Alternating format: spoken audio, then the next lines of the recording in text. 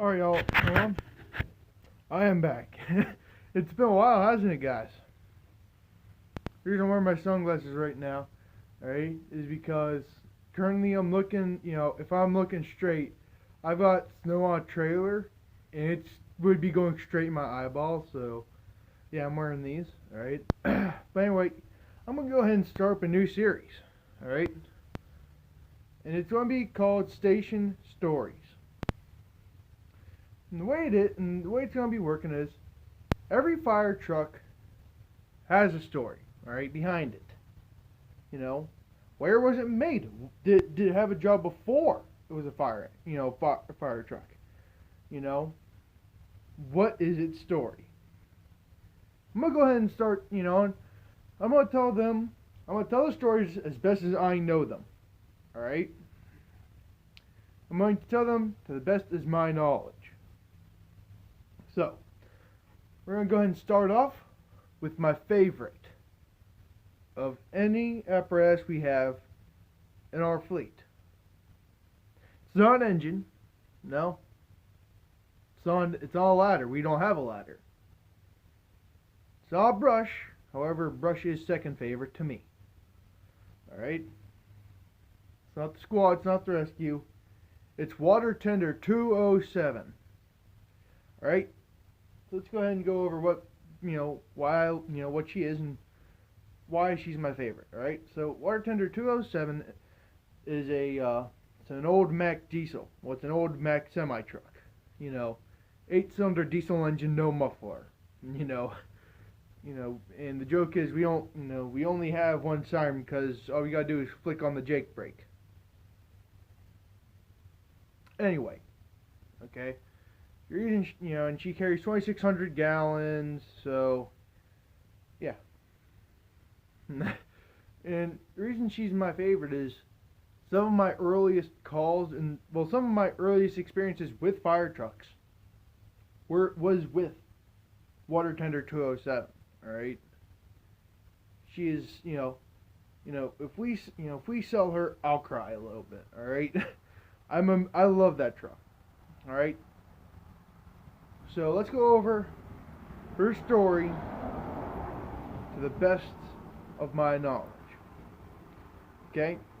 Alright, so she's a late 70s, early 80s diesel, she's a semi-truck from Mack, alright?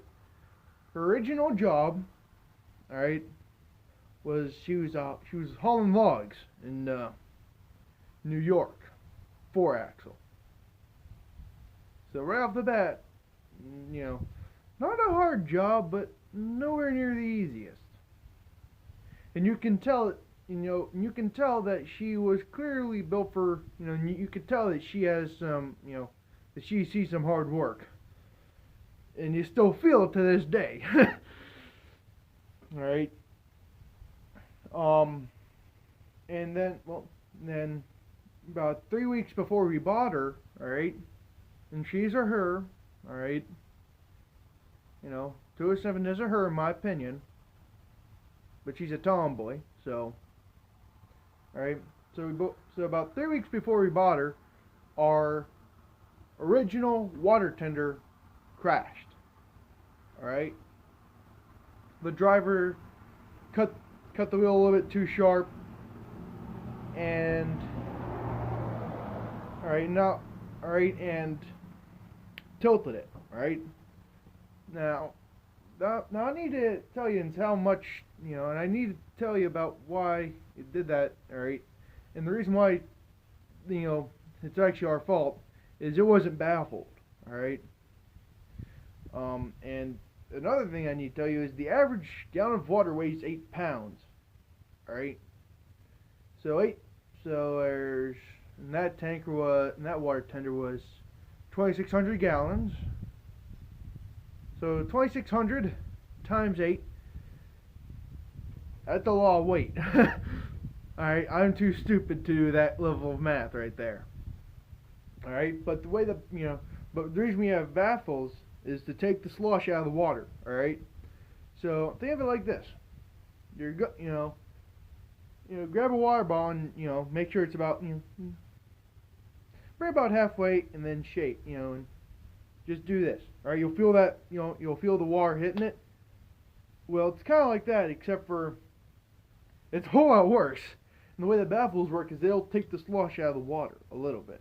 All right, and they're designed to, allow the water to go up the quick, the quick dump or the dump valve. All right. So, but she wasn't baffled.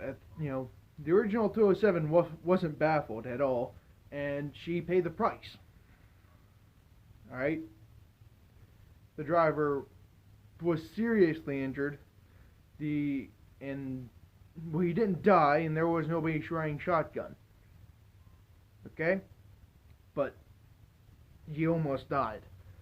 Well, anyway, we need a water tender, all right? Because if anybody knows Millennium Township, there's a clear division on where there is fire hydrants and where there's not.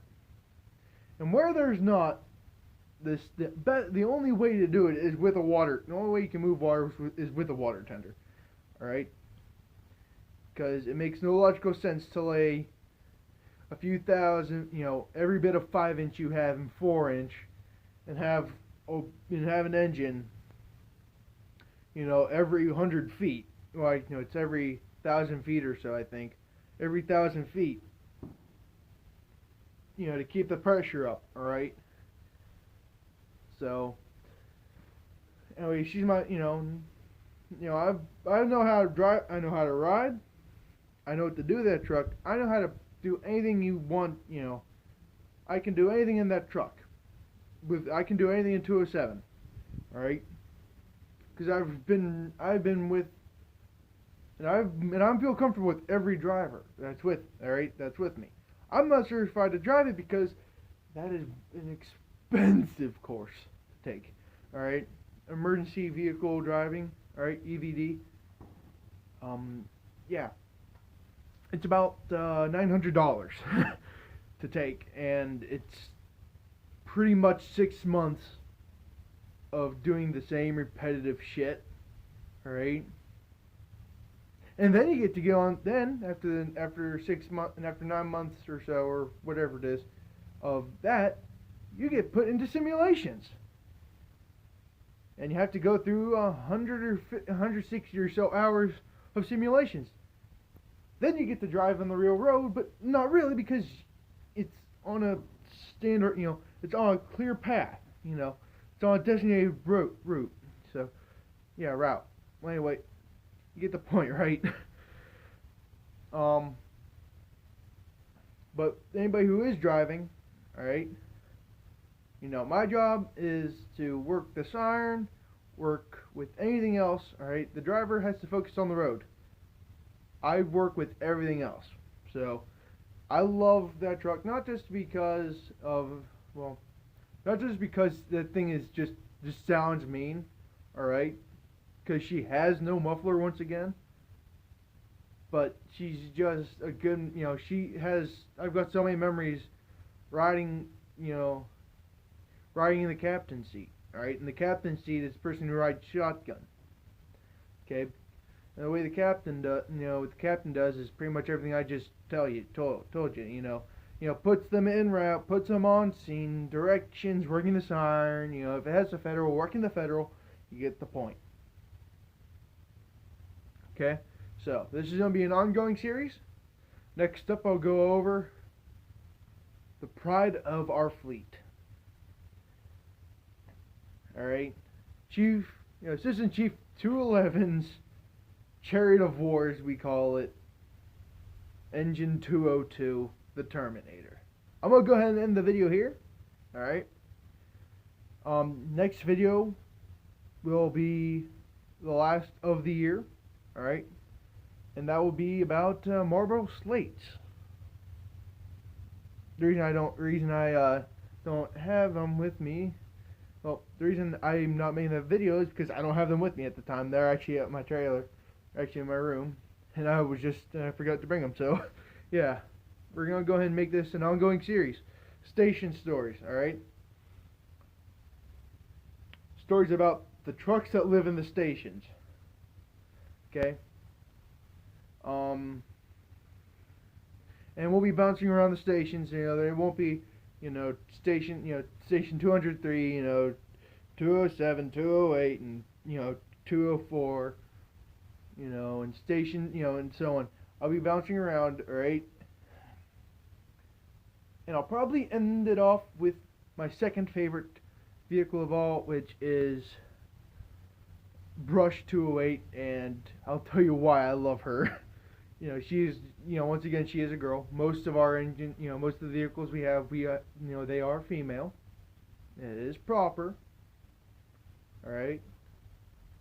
So, I'm going to go ahead and end the video here. See y'all later, folks. Have a nice day. Oh yeah, I also need to say, if the Slate video does not come out before Christmas, Merry Christmas. If it does, then forget I even said it. Alright, guys, I'm going to go ahead and end the video here. See y'all later.